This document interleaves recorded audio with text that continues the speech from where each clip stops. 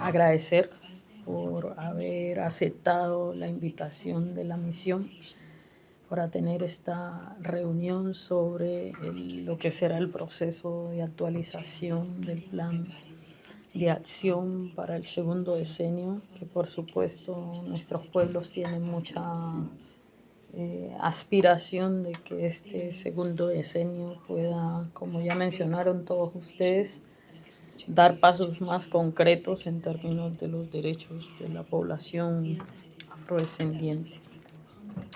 Tengo que decir que en los últimos años mi trabajo en términos de la política exterior de Colombia ha estado enfocado en el impulso de los derechos de los afrodescendientes y en la reconexión de Colombia, de América Latina y del continente y del Caribe con el continente africano, el continente madre.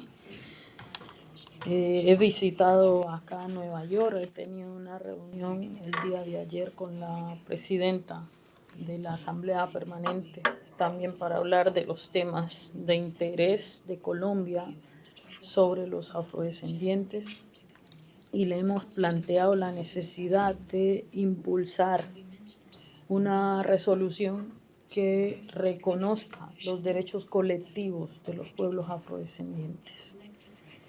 Esto ha sido una apuesta que hemos tenido desde la COP16 sobre diversidad biológica, biodiversidad que hicimos en Cali. Colombia fue anfitrión hace un año de esta COP y nos dimos cuenta que los pueblos afrodescendientes no están en esos convenios que tienen que ver con biodiversidad o con cambio climático. También lo discutimos en Brasil, ¿sí?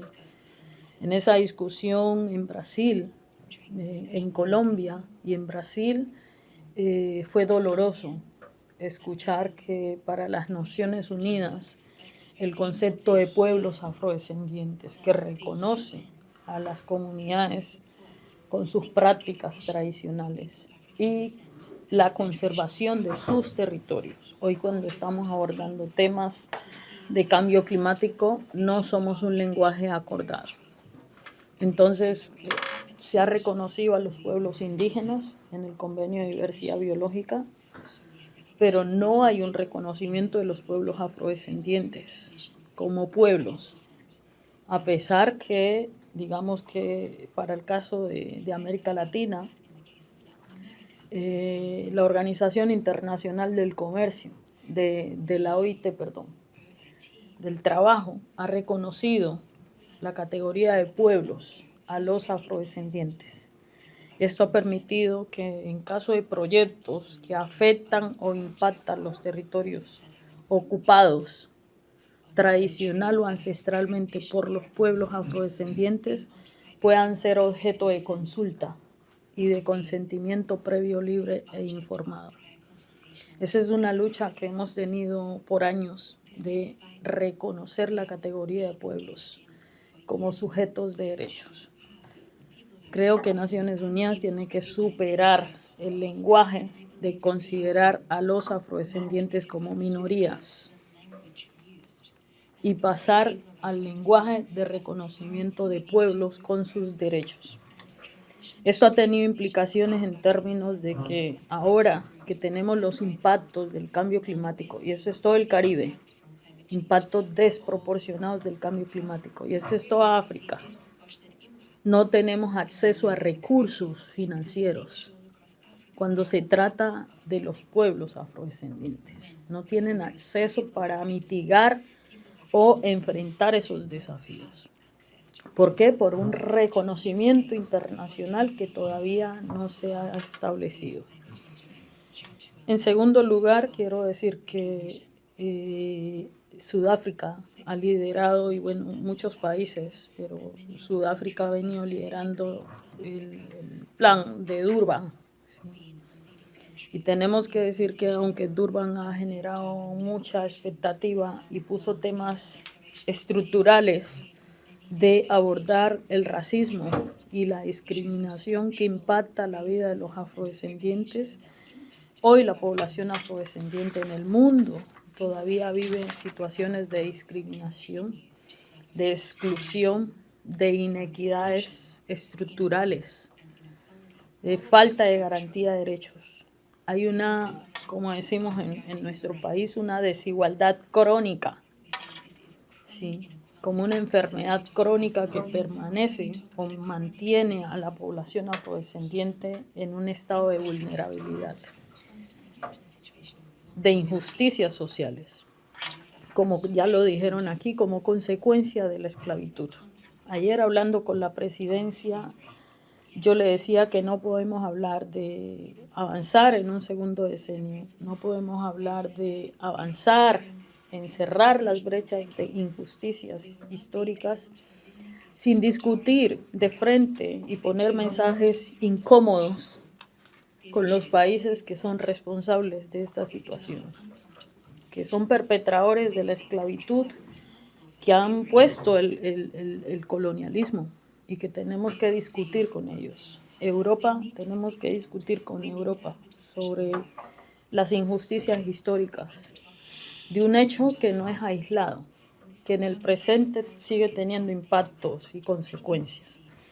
Entonces yo creo que es necesario que el segundo decenio nos pueda permitir esos diálogos incómodos y tal vez en eso nos podamos entender, porque eso pasa como cuando la gente le dice a uno que le cae mal pero no lo conoce, pero después cuando lo empieza a conocer y empieza a entender cómo es uno, entonces dice, no, ya sí me va cayendo bien, y hasta le dice, entonces venga, trabajemos.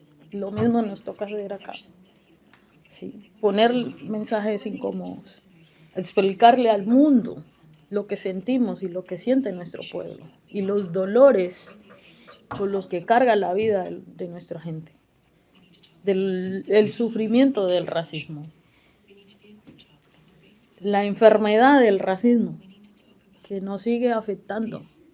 A mí me cuesta todos los días y me duele todos los días estar en mi país justificando y explicando de por qué hoy soy la vicepresidenta de Colombia y por qué, siendo vicepresidenta de Colombia, pongo sobre la mesa hablar de reparaciones históricas. Y se burlan y algunos se enojan, pero es una conversación incómoda que tenemos que ponerla sobre la mesa. Y que es necesario que el decenio impulse a las comunidades, a la gente que está sufriendo, a poner esas conversas incómodas sobre la mesa. No tenemos que tener miedo de denunciar el racismo y de enfrentar el racismo sistémico y estructural. Es lo que yo he hecho en mi país y en mi propio gobierno. También he denunciado el racismo, porque no por ser progresista no quiere decirse que no hay racismo, también lo hay. Pero nos hacemos conscientes del racismo que tenemos para poder transformar la realidad en la que vive la población. Hay una invisibilidad estadística global. No sé si a propósito, por eso se dice que somos minorías. Pero en realidad no es así. Pero no es posible que hoy tengamos pueblos, naciones que no saben en términos estadísticos el número de población afrodescendiente y las condiciones, datos desagregados que den cuenta de las condiciones de las mujeres afrodescendientes. En mi país, las mujeres afrodescendientes, su esperanza de vida es 5 años menos que el promedio nacional. Y uno va a ver por qué la esperanza de vida de las mujeres afrodescendientes es 5 años menos. Pues porque no hay agua potable, porque no hay vivienda digna, porque no tienen acceso a alimentación, porque no tienen un sistema de salud que responde a atender esas situaciones para que su esperanza de vida se le alargue. Yo digo, nos estamos robando como Estado la vida de la gente. Y esa gente tiene color. Esa gente es afrodescendiente. Los niños de nuestro país, a pesar de los esfuerzos que nuestro gobierno ha hecho, entiendo, son 4 años de gobierno que por primera vez ocupamos como gobierno progresista. y no es suficiente para transformar la realidad. Tenemos niños muriéndose de desnutrición, niños que consumen agua con heces, negros, tienen color, también indígenas. Entonces, la inversión de los estados, los recursos a dónde van. Sí. Ustedes saben, varios de ustedes que estuvimos en la discusión, que yo y nuestro gobierno impulsamos la propuesta de que el segundo decenio tuviera como marco central las reparaciones históricas, que busca restaurar la dignidad de los y las afrodescendientes, como pueblos, como comunidades, como se identifique cada uno dependiendo su nación. Y no fue posible aquí. Había una discusión y unos temores sobre si se ponía una agenda de reparaciones, entonces tal vez no hubiera el consenso y tal vez la resolución no se aprobara. Pero hoy estamos viendo una realidad y el consenso hoy no es la regla de las Naciones Unidas, porque sabemos que estamos en una crisis del sistema multilateral. Hoy las decisiones se están tomando por mayorías, no por consenso. La resolución que reconoce la trata y la esclavitud racializada como el crimen más grave no se hizo en consenso. Europa no votó. Argentina votó en contra. Estados Unidos e Israel en contra. No fue un consenso, fue mayoría. Entonces yo creo que esto que está pasando hoy también es una oportunidad para avanzar en nuestra agenda. Una agenda estructural que transforme las realidades de los y las afrodescendientes. Quiero decir que Colombia viene construyendo un plan nacional de reparaciones históricas y vamos a usar la resolución que copatrocinamos para hacer que esto siente las bases en nuestro Estado colombiano de transformar prácticas coloniales, de transformar prácticas racistas que el mismo Estado ejerce sobre la población. Cuando el Estado no prioriza la inversión, presupuestos concretos para llevar el agua potable, para llevar la educación a los jóvenes negros, el Estado está ejerciendo racismo sobre esa población. Y yo creo que esa es la razón por la que el primer decenio no avanzó. Porque una cosa es hablar bonito, pero otra cosa en la práctica es decir, mi gobierno prioriza presupuestos para los derechos de los afrodescendientes. Eso no pasa en todos los lugares. Y esa es la razón principal por la que el decenio no se materializó en acciones concretas que cambien la vida de manera concreta de la gente. Entonces tenemos la tarea de hacer que nuestras instituciones, nuestros estados, miembros, asuman, definan presupuestos concretos. En el presupuesto general de la nación de cada estado queremos ver cuánto presupuesto va designado a la garantía de los derechos de la población afrodescendiente. Queremos ver sin ambigüedad cuánta es la población afrodescendiente de cada país. Yo sé que en Brasil ahora tiene la discusión de querer disminuir el porcentaje de población afrodescendiente, porque eso tiene implicaciones en procesos de elección. Entonces, el presidente Lula ha hecho un esfuerzo enorme por reconocer los derechos de los afrodescendientes, pero hay posturas de la derecha que quieren devolver, o como aquí en los Estados Unidos, que quieren quitar el derecho al voto de los afrodescendientes. A eso nos estamos enfrentando. Y el decenio tiene que ser esperanzador, tiene que generar esperanza, tiene que decirle a la gente, aquí hay esta herramienta que la puede usar, debe volverse un instrumento que cada afrodescendiente, cada pueblo afrodescendiente pueda usar como un mecanismo de exigencia y de garantías y de protección porque a veces la gente se siente muy sola, se siente que no tiene de dónde agarrarse. Y este decenio tiene que darle herramientas para que la gente se pueda agarrar y pueda fortalecer sus propias reivindicaciones, sus propias luchas y esfuerzos. Por último, decirle que no hay reconocimiento de los afrodescendientes sin intentar reconectar a los afrodescendientes con sus raíces, con África. África no puede seguir aislada. África tiene que conectar con los afrodescendientes porque una parte de la familia está regada en el mundo. Y sé que África ha avanzado en reconocer la sexta región a los afrodescendientes como parte de la sexta región de África. Pero no es suficiente. Tenemos que hacer que eso sea real. Para el caso de América Latina, si nosotros vamos a viajar a algún país de África, tenemos que ir por Europa, porque el sistema colonial fue tan bueno que hasta puso la ruta para que dejemos la riqueza por allá. Pero no hay conexión directa. Brasil es el país que ha hecho más esfuerzos por conectar directamente a América Latina con África. Pero el resto de países no. Si vamos de Colombia a África, yo porque ahora soy vicepresidenta y puedo ir, en unos meses ya no puedo ir por directo, ¿sí? Pero si miramos de Brasil a Senegal o a Ghana, solo hay 5 horas. Solo hay cruzar Pero nos hicieron creer que nosotros estamos muy lejos, que estamos aislados, que estamos en otro lugar del mundo, y no es así.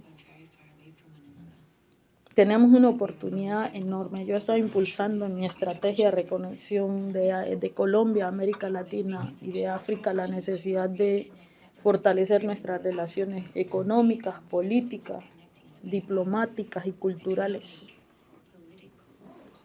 En mi país, los afrodescendientes, yo no he visto una sola persona afrodescendiente que su sueño no sea algún día pisar tierra africana. No hay uno que yo conozca que me diga, no, yo no quiero ir a África. Todo el mundo tiene el sueño algún día ir a la madre tierra. Y sin embargo no estamos haciendo lo suficiente para que eso pase.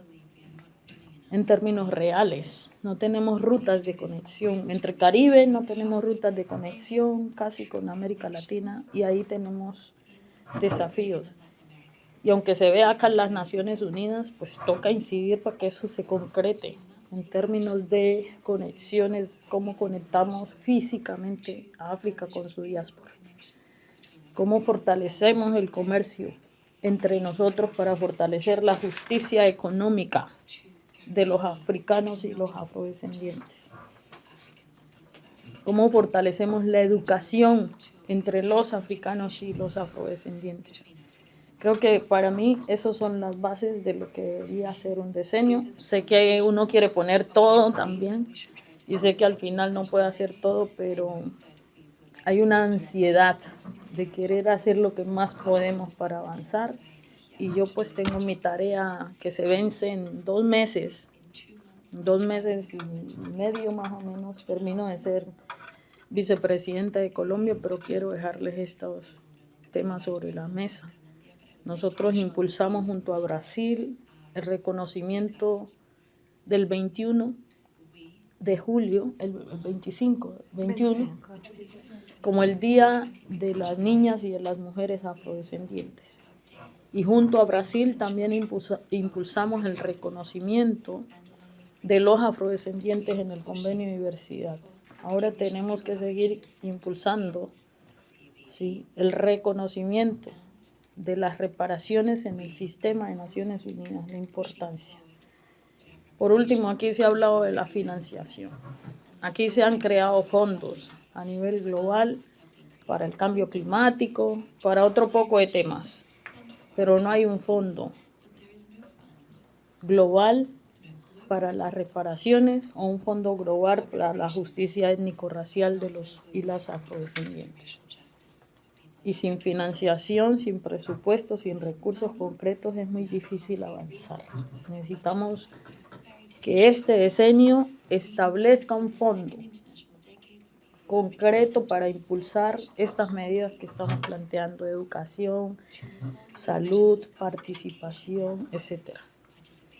Y finalmente, el tema de los archivos, de la verdad histórica que aquí se mencionó. Es necesario que el decenio haga los esfuerzos para que los archivos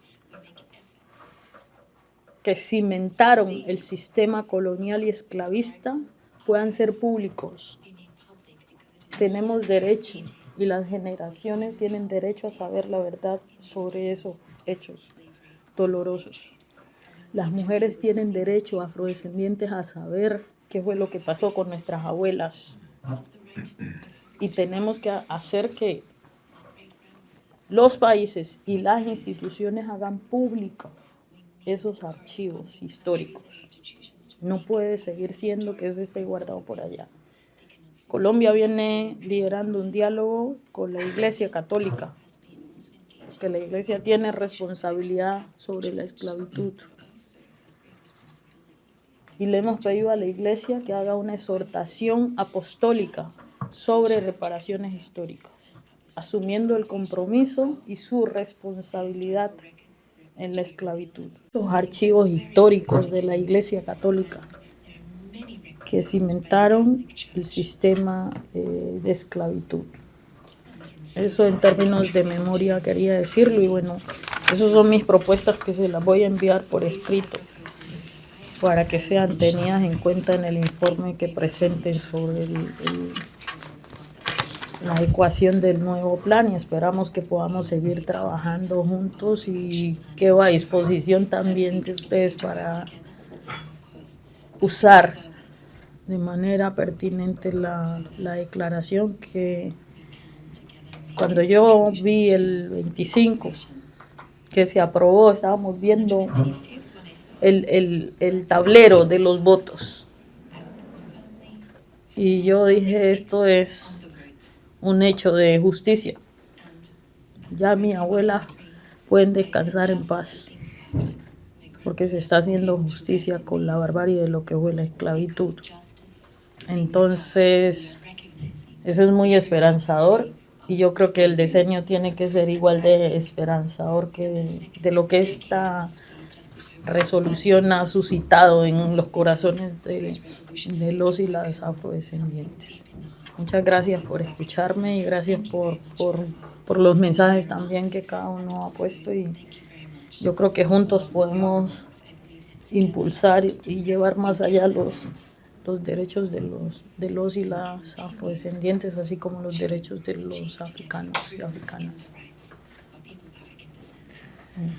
Gracias, vicepresidenta. Con estas palabras pues damos cierre a la reunión, insistiendo que esto es un diálogo que debe continuar bajo el liderazgo de la vicepresidenta.